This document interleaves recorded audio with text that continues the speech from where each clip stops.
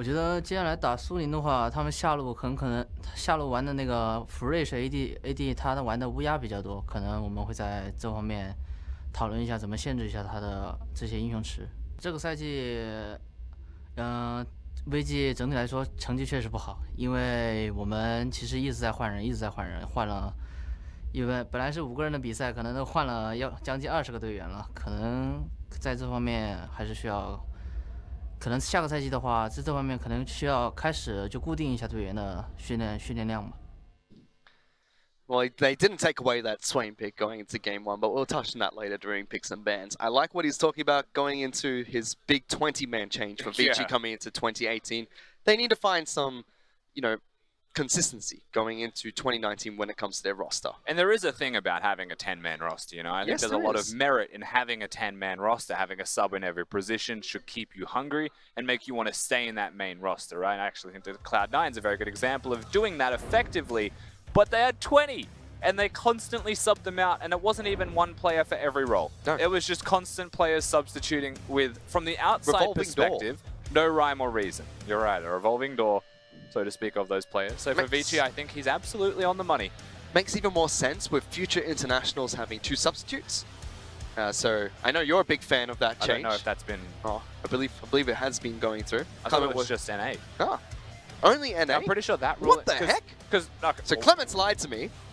I don't know. I can't confirm or deny if Clements lied, but what I do know is that the ruling of 7 players was for NA playoffs. Okay. Because they had 6, which I thought was a bit small already anyway. No, NA is the best region in the world, right? So if NA is getting 7, then we should get 7 for internationals, hopefully.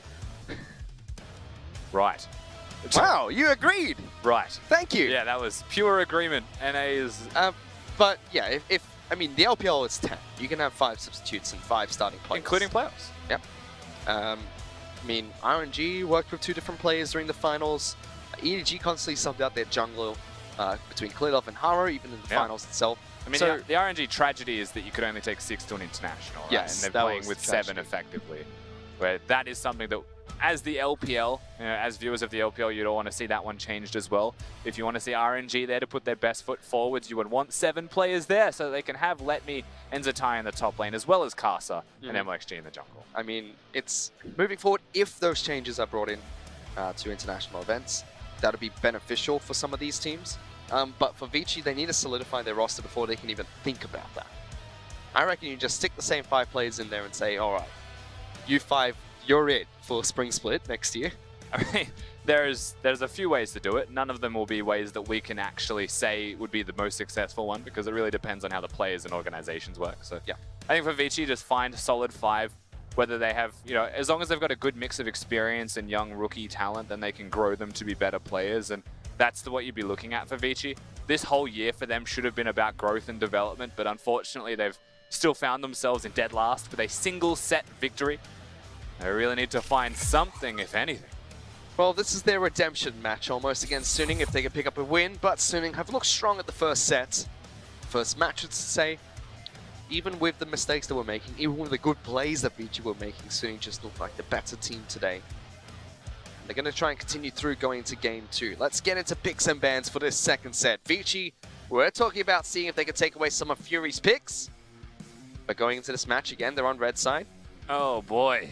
Immediate Trundle ban. So they were afraid of Hacker's pick going into the last match. Yeah, I mean, the Trundle is really good at enabling picks like the Swain.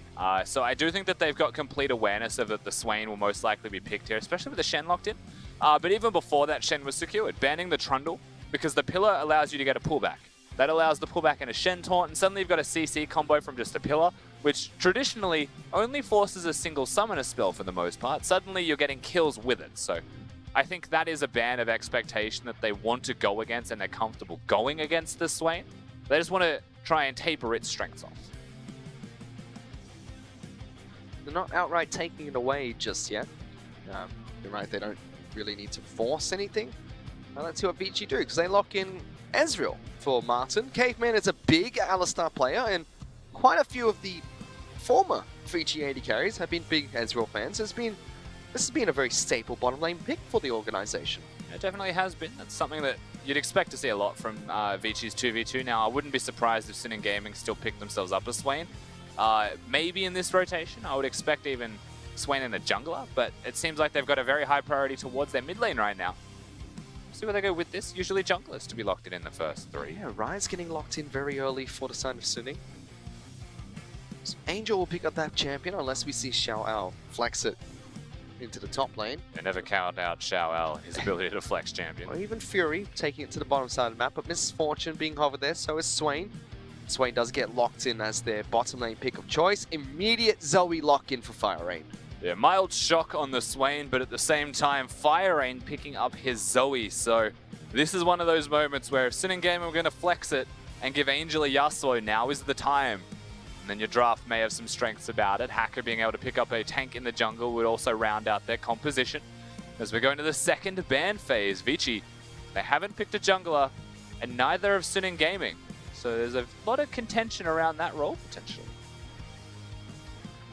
Gangplank was the ban that comes out from Vici in the second ban phase, so targeting Xiao Ao from his pick last match. MVP performance coming out from Xiao Ao. He got all the way up to Platinum. He did indeed.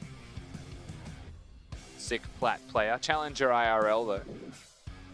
What was it? Was it Diamond 3 is the meme from Worlds? Certain players go to Worlds on Diamond 3 accounts. Get memed. I think Balls was one of them, and he got a pentakill in on Darius. Yeah, that was a funny one. I mean, Korean solo queue is so competitive that, you know, some people come back and they're like, man, I feel like gold was harder than diamond sometimes. So you can't blame someone for getting stuck like that. But don't worry, that's how I felt in Oceania. Why? Gold was harder than diamond. What? Swiffer was easy to take down. The gold players in Oceania are the real heroes. They're too good, Rusty. They're too good. Rusty is the most confused I've ever seen him in my life. So he's abstaining from this conversation. Olaf is going to be banned out by Vici, Nidalee banned out by Suning. That's interesting. No Swift on the side of Vici, but they still decide to go for a Nidalee ban. Yeah, it seems like perhaps there's some shared champion pools here between the junglers of Vici. With the Nidalee gone, with the Gragas gone, and an Olaf to follow, this would not surprise me. The potential of a Sejuani, especially with Olaf removed, is very high. Trundle also banned, so keep that in mind, as is Camille. If you want a hard carry soon in gaming, they could still consider the Graves. But to match the Sejuani with the Trundle ban, you'd be looking at a Zac. And that's not a Yasuo. Suning will have to show their hands. No, it's not. They need physical damage.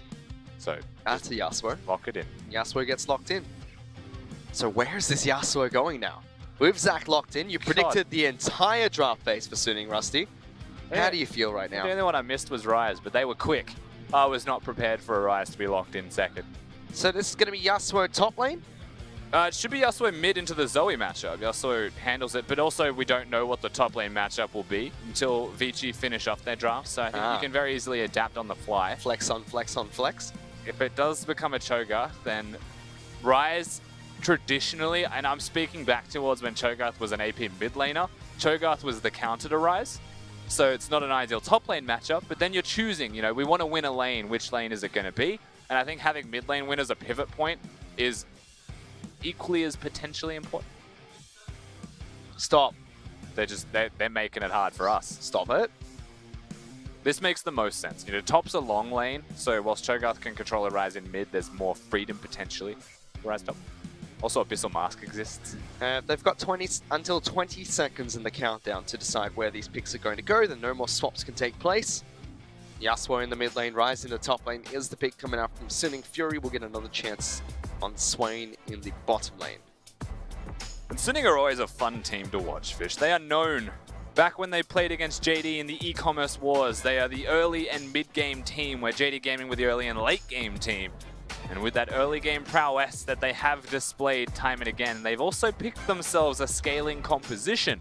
They've gone for the Ryze, they've got the Yasuo, they've even got a Zac thrown into the mix who wants to hit some levels to be super strong. So if they can still be strong in the early game, whilst drafting towards late game, that only bodes well for me, especially for Suning Gaming coming into playoffs to perhaps have strong drafting against their respective opponents. Strong early and mid game is what you crucially need in the LPL as well. We've seen JD actually struggle with their mid game. That's probably the weakest part of their... Not anymore. Not anymore. Let's start the split. They were one of the 2-1 teams. Yes, they're on the winning side of 2-1s, but their second or first match was usually not very good in the mid-game from JD. Recently, a lot better. There was always a meme about them and securing Barons, but Suning Gaming never really had those problems. They fixed that recently. Their problems were closing out games. So I'd say it's actually a fairly similar thing that both teams have been able to work out the kinks from. That came back to bite them, because JD were the late game team that closed out matches against Suning last split. Denied Suning their playoff run. Suning had 2 opportunities, dropped both, and JD snuck in there. Now they get a chance at playoffs. They still got a couple of games of the regular split to go through first. Let's get on to the Rift for their second match against Vici.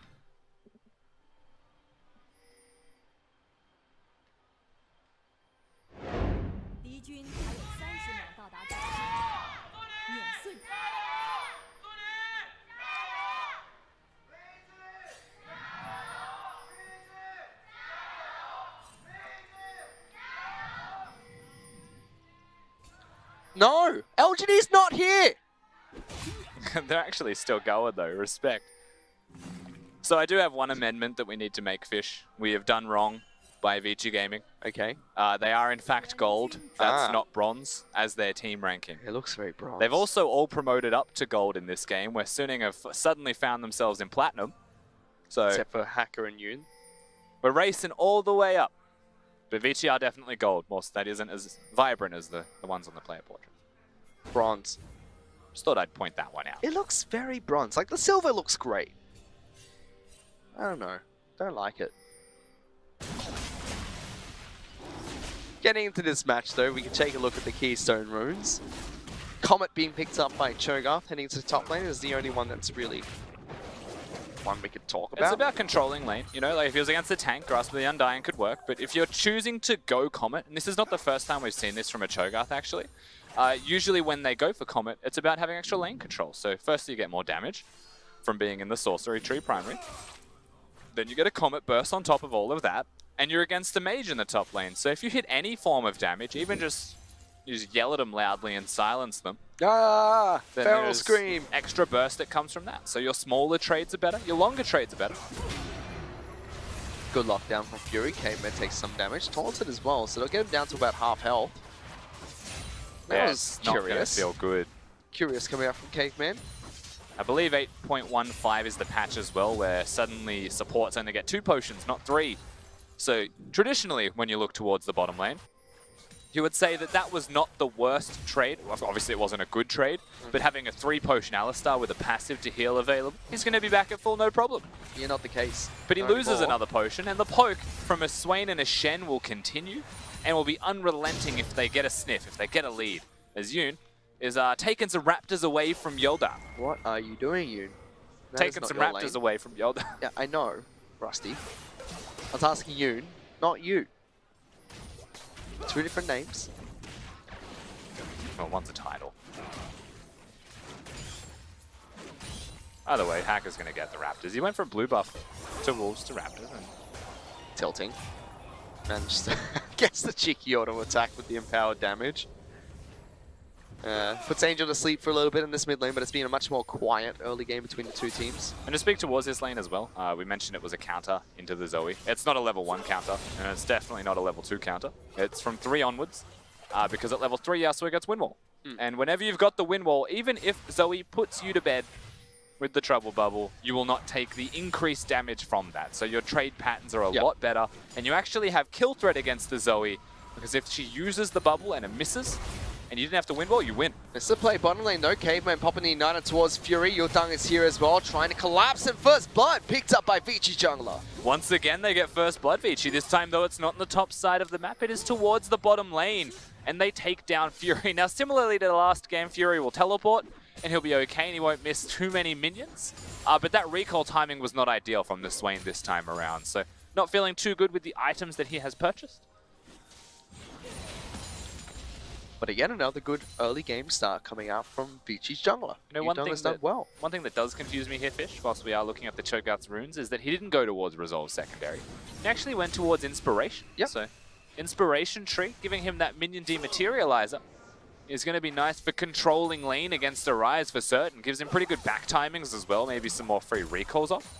but the Resolve Tree tankiness is something that will be sorely missing from him. In its entirety. Interesting. Yeah, but he has gone towards that minion dematerializer, starting to use it. Held on to the snacks for quite some time. Zoe's picked up her own as well, so 2 minion dematerializers in this match. A couple of players, Rusty, have been promoted. We've got Xiao and Fury and Diamond. Just looking at that, yeah. Congratulations, lads. You've done it. Do they go to Master? I reckon they're Master then Challenger. Master then Challenger? But I reckon, you know, the way it should work is like the real Master. They're dancing. Hacker wins. Is that like only so many people can be Challenger. So you have to have more votes than the other challengers to get into the tier. Oh boy. Thank God that was used just to push a wave at level 6, not at level 1. But Zoe is controlling the mid lane because, ladies and gentlemen, she found a redemption. Look at them. I know it's already a problem when Zoe gets redemption. Why does it just feel like she has just longer range with her redemptions? She does. How does she get longer range? So pretty much from the side bush of the mid lane, you can hit your side lanes. Why is that a thing? I don't know. If redemption doesn't let you do that, why does Zoe's redemption let you do that? Why is redemption on Zoe a thing is the bigger problem. That's why. What Cho'Gath said. I don't know what he said, but whatever he said. I heard the word consume. Yep. To consume, Rusty. Yeah, well, she does consume minions and win the game through the redemption. Zoe's a silly champion, and you know what? I'm not going to continue to talk about it. She just makes me upset. You abuse the pick in solo queue. That's a completely different conversation, mate. How? No, if you don't like the champion, why are you playing the champion? All right, you want to have this conversation? Let's go. If I queue up for support and I get filled into an off roll against challenger players, I'm gonna play something that I can abuse to go even with them. Okay. And even then, when I'm playing Zoe, I cannot play that lane that well anymore, so I do int my head off. But I'm queuing for support, dude. I mean, you play normal games with us sometimes, and you still pick Zoe mid. Yeah, she's fun. That you. In ranked, I abuse her to stay not losing games in off rolls. In normals, I just have fun. Yildan's platinum. We did. Yep, he is platinum. Woohoo! Do you keep your ranks after every match? Good question. Because then I feel like we're accelerating these players a little bit too quick. Yeah, I don't think you keep your ranks. Aldi just got knocked up to platinum as well. Vici are plat. They're actually... even with Suning, they're both plat teams. Holy moly. Yeah, these fans love Vici Gaming. Just Audi and Yutang. I think Yutang deserves it based on his performance. I agree.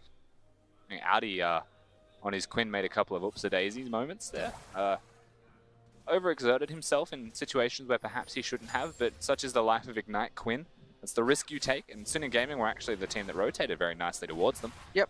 Now speaking towards Suning Gaming in this one, they've lost a lot of pressure in that bottom lane. You note that they're trying to keep it frozen for as long as they can for the most part, but the adaptation from Vici of adding an Ezreal to that lane has helped them a lot.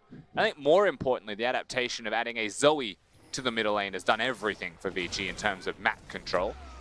Oh, that's a fight being picked by Suning. Hacker jumps in. Wants to lock down Yutang, but not able to do so. Doesn't get the second proc of his rubber hands. It's around the Scuttle Crabs just as much as it is the Mountain Dragon. If someone dies there, there's a chance that the objective is taken with it shortly afterwards. But for the moment, it is going to be a relatively calm early game here. And I think that actually bodes quite well for Suning Gaming. Why so? When you speak towards their scaling as a composition, if they have a free early game period and get towards level 6 pretty much unstopped by their opponents, then I'd say they're actually pretty comfortable. Not to say that Vici aren't. No, Vici look fairly comfortable with their composition as well. They should scale well into the late game. They have pretty good scaling. Cho'Gath as a tank does deal some damage, so his scaling is quite good, having that potential kill on a carry at all stages of the game. But as Zoe, Zoe actually does drop off a little bit in terms of damage towards the later stages of the game, where Yasuo only gets stronger. And the Rise, comparably to the Cho'Gath, will probably be doing much more damage, just be not as sturdy. So there are differences in the scaling that they have. I would say that I would give it to Suning by a hair's breadth. Nice proto belt from Fire Rain, able to escape from that gank, but both teams should be comfortable scaling into the late game, so we shouldn't see the action pick up too much anytime soon. Yudang has been looking towards the mid lane a little bit more, sorry, bottom lane a little bit more, whereas it has been Hacker looking towards that mid lane more. Yeah. I mean, if you ask me what we're looking towards as to like when a fight would break out, I would say first item completions. At the moment, Yodan has completed his first item in the jungle role. Zoe, though, sitting on Sorcerer's Shoes for mobility and movement around the map, is just going to be hunting for plays, not so much making them herself. So you would say at the first big item done from the carries, respectively, that'd be the moment where things start to feel very good. Until that point, it is just the junglers who have got their items getting done and looking for those level 6 plays. Lots of scaling to be done as well, tiers being stacked by both Ryze as well as Ezreal. Here's a big play bottom lane though, they do lock down one, and that's going to be the first kill. Yun trying to dash away, has a shield, but I think the Ignite's going to be enough. No! Lives through it, escapes with just over 20 hit points. Ult. Fury taking some damage, Martin throws out a final ultimate. Gonna clip him! Oh, their health bars are so low. K-Bear jumps in, is able to finish off the kill on towards Fury. Yun tried to save his 80. Not going to work out, but now there is a Yasuo trying to rotate down as well. Angel looking for these picks. Hacker is here as well. Caveman, no flash available to jump over these walls. Not long for this world. He gets a kill for himself, but is taken down by Hacker. And Hacker actually picks that one up as well. Doesn't give it over to Angel, potentially give the kill to the Yasuo, but they trade in the end. And so they will take Cave. If you're Vici, you'll take that trade 100 times over. The support dying in response to the Swain going down. The disadvantage that once again they find themselves in is that Fury, whilst he dies, has got the teleport. He's catching the wave. He's freezing and holding the wave once again. So Suning don't lose all that much for it. And we said this in the first game. You know, Xiao was 0-3 at one stage, but it never felt like he was out of the game. Yes. The same thing applies for Fury in this one, is he is holding on very well. It's interesting though that bottom lane picks are still going for teleport quite frequently, even with the teleport changes coming through on the last few patches. Yeah, we found ourselves in a weird world. You know, when you think about the original cooldowns of spells, they nerfed heal a while ago, and that was a part of why teleport came out. We're on bottom. Another gank going towards bottom side of the map. Caveman doesn't have his own ultimate and kidnapped back deeper into the side of Suning's lane, but Caveman going to be taken down. Fury gets it with the final auto attack and a very simple but creative gank coming out from Zach. Martin's just going to ult to clear the wave, try and sustain himself through the lane, not die or be dove in the 3v1 that was potentially going to happen. So Suning Gaming, they'll retreat their way back to the Mountain Dragon instead. But towards that point, I may as well finish it because we shouldn't have any action for the next. You know what? It really depends on Xiao. Yeah, Xiao's walking up towards this lane. There's not many minions to start a dive, but Sejuani's going. Sejuani has got ult. Going to try and dash out, gets a smite towards Xiao, locks him down, room prison, but ultimate thrown out. Aldi looks for the knock-up, not going to get it. Now Angel is rotating. Oh, no Sedge ult. There's a chance that he goes on this on a minion here. Gets played backwards, jumps over towards a minion, but is just there to make sure that Xiao is okay. Meanwhile, bottom. The exact thing that I said shouldn't happen happened. Yeah, that's a dead Ezreal. Martin died. Martin, no teleport either. No one wants to concede a thing. No, blue buff being contested by Vici. They don't get it. Suning picks it up. Martin's going to come back up in 5 seconds, but no teleport means Suning will get good damage on towards this turret. Caveman trying to do what he can. But as a very tanky Alistar, he's not going to get much done. Teleport coming down as well, so they're going to try and attack Caveman. Has the ultimate available. Jumps in, lands on top of the turret. There's the Ryze jumping in, and we broke the game. Damn. That's an unfortunate time to pause. They are executing a dive onto the Alistar, so... I mean, what you would expect in this current situation is that Alistar will be a very dead man. Caveman, tragically, should not be too long for this world, but we'll see where the problem is first and foremost. But at the moment, it seemed like Suning were the ones talking. Yeah, I mean, Caveman will get so much damage reduction from his ultimate as well. There is the off chance that he just lives through the gank coming his way, but that is a lot of people in the bottom lane. That's a Zac, it's a Ryze being thrown down as well. We're back. We're back in. Caveman has taken a lot of damage. Aldi forced to teleport, but he jumps back in towards Fog of War. Sliver of health, and Xiao picks up that kill. Now Aldi, he's stuck underneath this turret. There's 5 members of Suning down here. Martin being pushed away from this turret too. Only going to do what he can. Locked down, Rune Prison's through as well. Angel still getting good order, attacks down. Hacker jumps back in. Knockup comes through from Cho'Gath. Hacker going to be knocked down into his passive. Fire Rain trying to do what he can. There's Angel jumping in, throws out the wind wall, gets good damage on towards Martin. Angel Fire running Rain. a dangerous game here, but the tower's already gone. Oh, doesn't go in. Oh, he almost went there. Could have jumped on the portal. Decides not to. Not. Is not covering that distance. It's a Zoe, not a Rek'Sai. Either way, we are going to disengage. The turret goes down. Sinning Gaming, they get the lead thereafter. Vici are going to try and trade on the opposite side of the map right now. But as it stands, the early play is still Sunning. Here comes the Stand United, and everyone Leave from him Sunning alone. is still in this lane. Caveman, he just died. But they're just picking on him. This is like the 4th time in a row. Yeah, it is. That's his 4th death. Caveman is not having a good set, Rusty. Like, and the thing that really perplexes me is that the flow chart. You know, the information that Vici have got leaves you with a set amount of decisions that you should be able to make, right? But Caveman finds a way to break that wall and come up with some decisions of his own. And some of those do get him killed. Some of those are not expecting your opponents to be there. I don't think anyone expected Sunning to still be there. So that is a part of why he dies this time. But even Martin's been making some decisions like that. And I'll give you an example after we watch this replay as Martin gets caught out. This was the solo kill from Has to Fury back and away, Martin. yeah. So he's got no dash. Fury ults, I would expect very soon. We're going to fast forward a few seconds. Martin feels like he's got it. The claw will be up right now. Never move, Martin. All right. That was easy. Yeah. Yeah. All right, so what was this point? I'm going to finish up. I've forgotten. Oh, well. I'm so distracted. Why did he do any of that? Who, Martin? Yeah. Because he can. I'm assuming is the answer. Well, besides all the plays bottom lane, Rusty, besides the fact that Sunning have consistently ganked Vici over and over again, gold is dead even. Yeah, the gold's even, but it still feels like Sunning Gaming have momentum. You know, they've got the last set of kills of their own accord. They got the turret, they broke the map open. Vici definitely feel like they're on the back foot, and that's because they are. But they are still trying to make the counter plays. So right now, they're looking towards mid. Oh, ultimate being thrown out, trying to lock down Hacker and Fury. That was for force splash coming up from Swain. They get a turret for it. Turret is going to fall. Rift Turtle is still alive and fairly healthy, so Vici could push through. Now 2 turrets to 1. They take a gold lead for themselves. That's a big rotation, actually, out of their Yasuo. He needs to be super careful. Being chased down now. Fire Rain looking to try and collapse.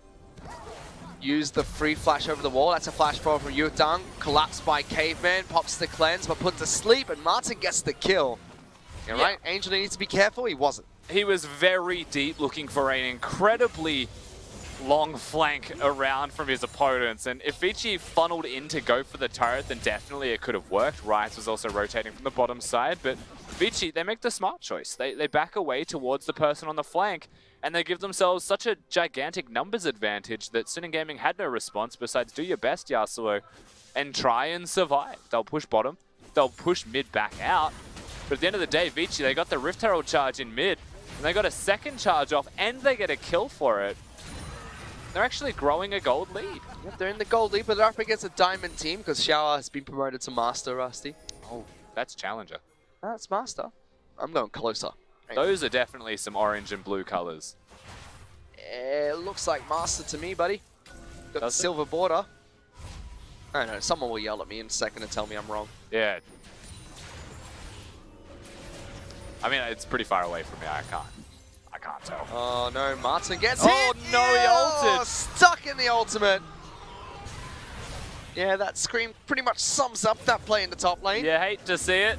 And now Caveman again. Oh, hit the blast, hit the Honey Fruit, locks him down, slowed down by the Honey Fruit as well. Angel's gonna get the knock up, pulled back by Fury, locked down by Never Move. This Alistar definitely never moving. Another pick for Sunning. That was a bouncing castle for Caveman. He presses R and it's just ground controlled into oblivion.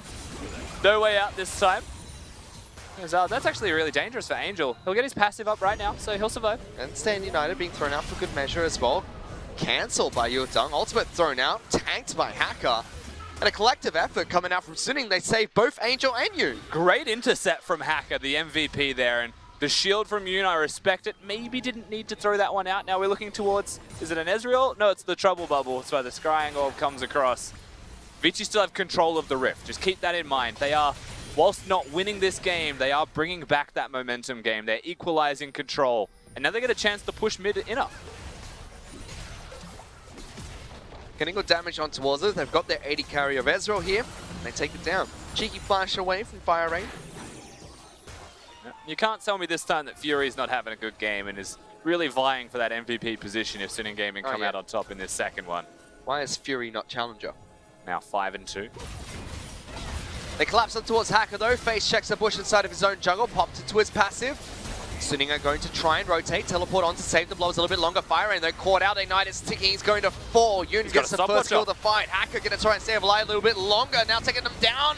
Tries to get the knock up and gets successfully. This is going to be Suning's fight now. Fury charges forward. Force Lightning gets him the double kill. A Rise ult. Brown Ward going to take the further forward. Yudang going to take a lot of damage and lockdown. Exhausting being thrown out for good measure. Shower gets that kill and Fury's found the one-on-one once again. Red buff attacks coming out from Fury. Hard gain shift from Martin will come up shortly. Tries to duke this one out. Throws it out. Never move. Force Lightning wrong direction. Does get the stopwatch. You're going to try and block the Qs coming out. And that's another kill going the way to Swain. And the thumbs up from Yoon at the end once they secure the ace. His MVP partner in crime comes in to save the day. Fury, whilst he's doing a lot of damage, Yoon makes sure that he hits it home strong. And Suning Gaming, they get the team fight, and they just regain all of the control over Summoner's Rift once again. Walk out of base, maybe even set up on the Baron side of the map. We have to see some 6 stats from Furious Swain, 11-2 win-loss record so far. Which is surprising that we're seeing him pick up 2 games of Swain. He's good on the champion, and Vici already identified that going into this set. The thing is, the whole league has identified that. It is banned from him 55% of the time. So yes. 24 bans against him on specifically this pick. We'll get to see this fight again. Now, in this fight, Hacker should be dead 1,000,000 times over. So in my mind, I was like, surely someone teleported to a blob. So they do. And that's one thing that saves him. Fury is the MVP in that regard, comes in clutch and gets the stopwatch off, so they keep him alive.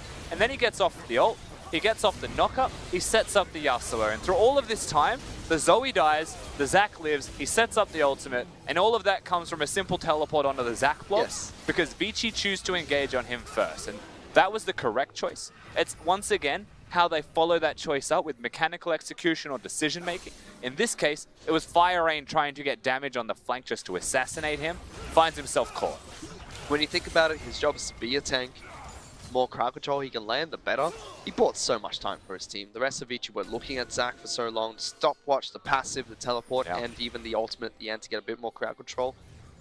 Good coming out from Hacker. He's about to get the Gargoyle Stoneblade as well, so nearly unkillable potentially as the Zac is mid. Yudang going to try and force a fight, has Caveman with the flank as well. Yoon going to take some damage. They put Fury to sleep, pops the stopwatch, and Hacker's going to jump in, try and take up the damage. Fury forced to use his own ultimate. Knocks out of the fight for now, but it's fights on 2 fronts. Look at mid lane. Caveman taking damage. Yudang going to try and jump in as well. Audi going forward. Has an ultimate being thrown on towards Angel, living with a little bit of hit points left. Shout out. Going to get the first kill of this fight. Vici getting good damage in the back half here. They'll lose their support, but everyone else from the side of Suning has already taken so much damage. Keep your eyes on Fire Aim with that Summoner's Spell Thief flash as well, available to keep going forwards. They'll push him away. Suning Gaming, they don't get the execution they're after. In fact, a lot of that was just credit to Vici, namely from Fire Aim with his timing on the spells. The fight dissipates, everything diffuses, but Vici still hold the fort down. They do not go down without a fight, and in fact, they control their opponents in that. And they don't best them, but they match them once again. They matched them. They still lost Caveman, who has been the unfortunate intern in this match. 1-7 so far in Alistar. Audi getting locked down. Hacker's going to try and follow through to join this fight. Already used his rubber jump. 5 seconds. Audi taking quite a bit of damage now, 1-2. A little bit impossible for him. Shower gets that kill into Cho'Gath. He's just going to go down. That's what Hacker can do. That's what a Zac can do on Summoner's Rift once he hits that level 9 point as well. So he's able to cover so much distance, get those ganks off in places where he honestly has no right being, and so can Arise. They get themselves into a spot where Audi didn't think he was overextended at all, and most people would look at that situation and say, well, he wasn't. Suning made him so. No response coming out from Vici after that play was made towards bottom side of the map, and Vici held on to a nice small lead for themselves, but now 14-4 in this match. Suning have control of the game. They're 3,000 gold up. And it's moments like that that actually stand out to me. Fisher's good things that Suning Gaming do, because that was very proactive, and that was at a point where they saw the Zoe next to the Baron buff on a ward. And so with that information, knowing where their opponents were, they're able to use their kits to the fullest to cover distance at the correct timings and get kills. And those kills are the things that give them leads. If you take down that Cho'Gath, suddenly you've got a minute with Baron to work with, you know, and then suddenly Suning Gaming with a Baron end the game. That's the kind of plays that you expect from a side that will be going into the playoffs. You're done getting locked down. Spotted out by Swain, knocks the passive off of Sejuani, you're right. This is the type of things we want to see from Suning going into the playoff run. It's a difficult run for them. A lot of LPL teams incredibly strong at the moment. We're going to see two of them after this match. If you've been following the LPL, the next match after Suning Vici will probably be the best one you get to watch this entire split. JD are on form, and they're going to give Invictus Gaming a run for their money in the Eastern Conference. They're going for the fight of Xiao. Caveman with the pulverized flash gets them towards Angel, but his crowd control doesn't do too much to start. Xiao does take a lot of damage. Kidnap brings Hacker into the back lines. Look at Vici Angel. gonna try and fight his back. Wow, what a big knockup coming out from Angel. Locks all of them down. Gives Fury the ultimate to knock them down quite low. Vici still fighting this one quite well. Martin staying alive. Has some mana to work with. Good dodge coming out from Audi. Yuldan back to the fight once again. Fire Rain popping through the portal, but Xiao gonna go pop off. Good damage. Lockdown. Martin gets the kill. Back and forth, and Vici come out on top. Vici do come out well on top. The Zoe and the Ezreal doing so much damage in the fight, and suddenly they get themselves with a very good victory of a team fight. Now their health bars are lacking, so going straight to the Baron is risky business and something they may not want to do. But they call that a day. They get the team fight victory and they quell the threat of their opponents. They stem the bleeding. Bring the gold back. And they bring it all the way back once again.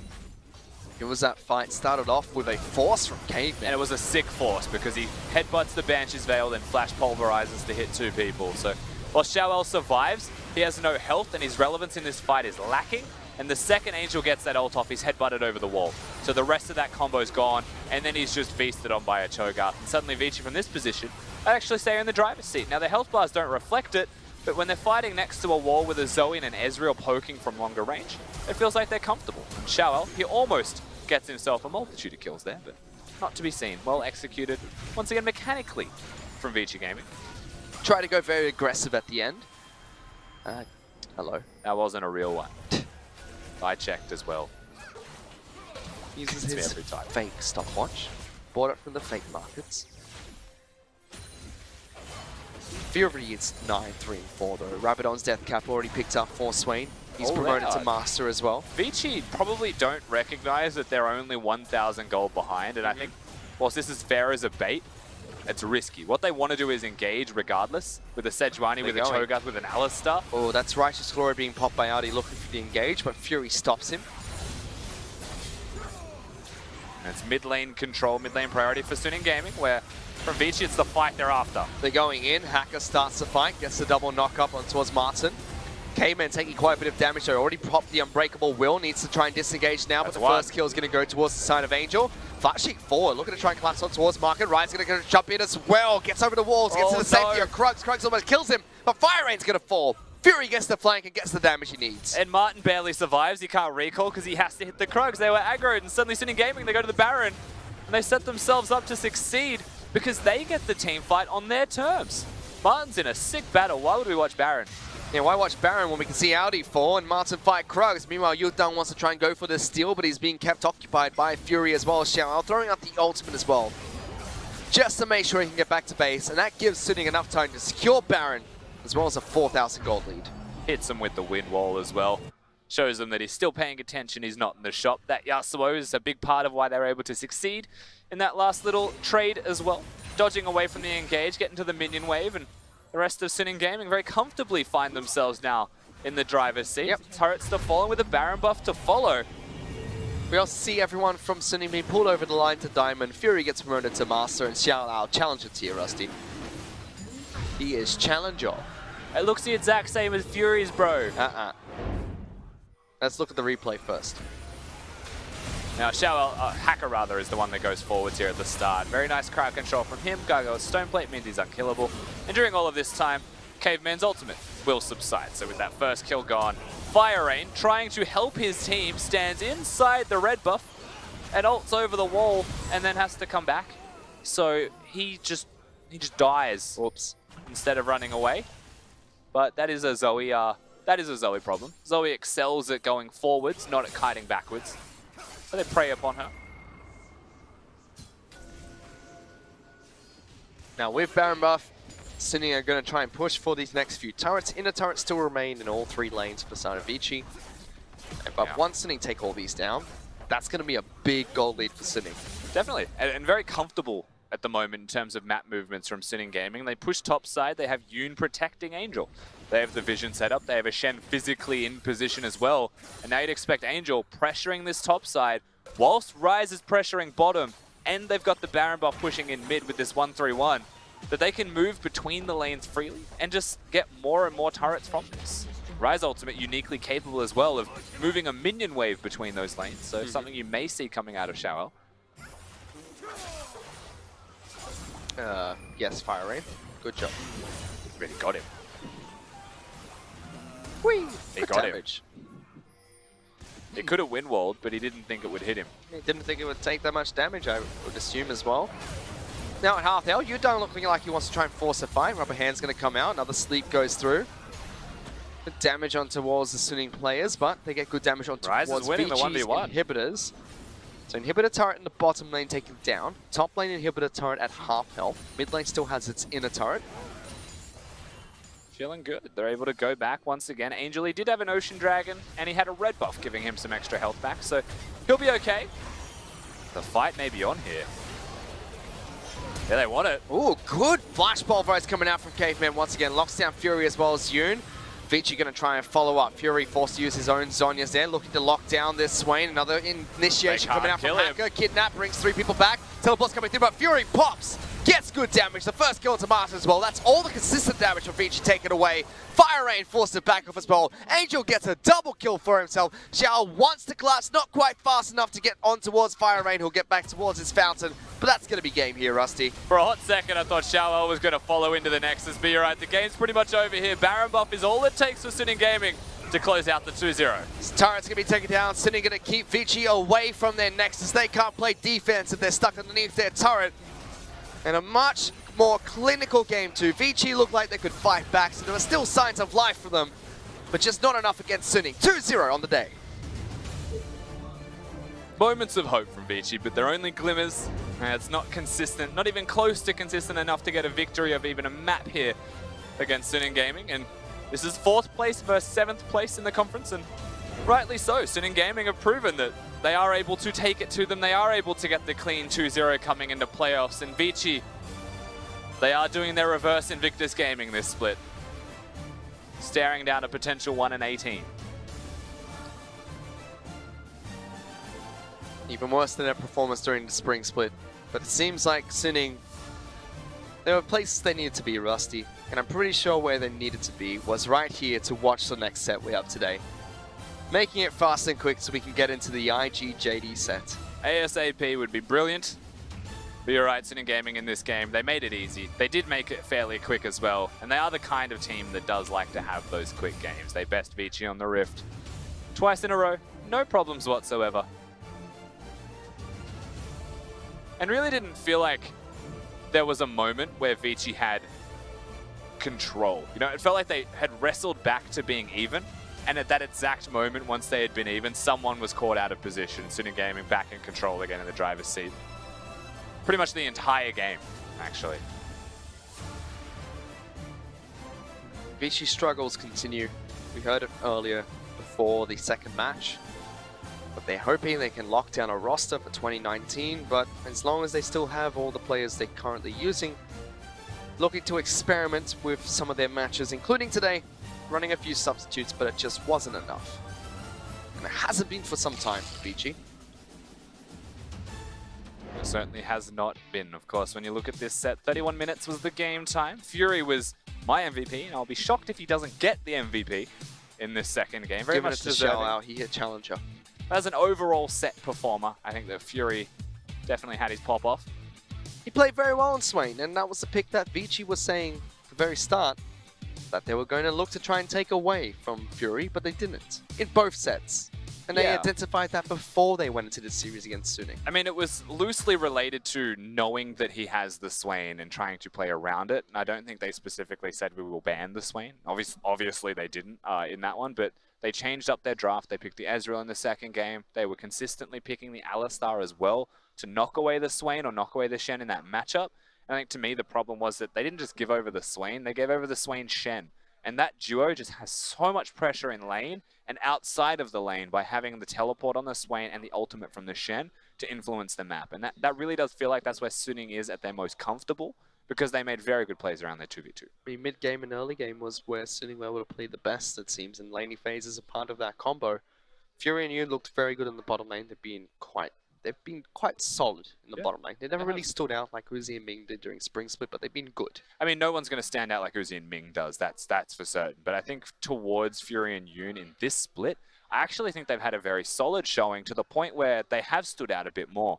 Like when you think all the way back to when Suning first joined the LPL, they were not the best at that start of that split, and then they slowly got it together more and more.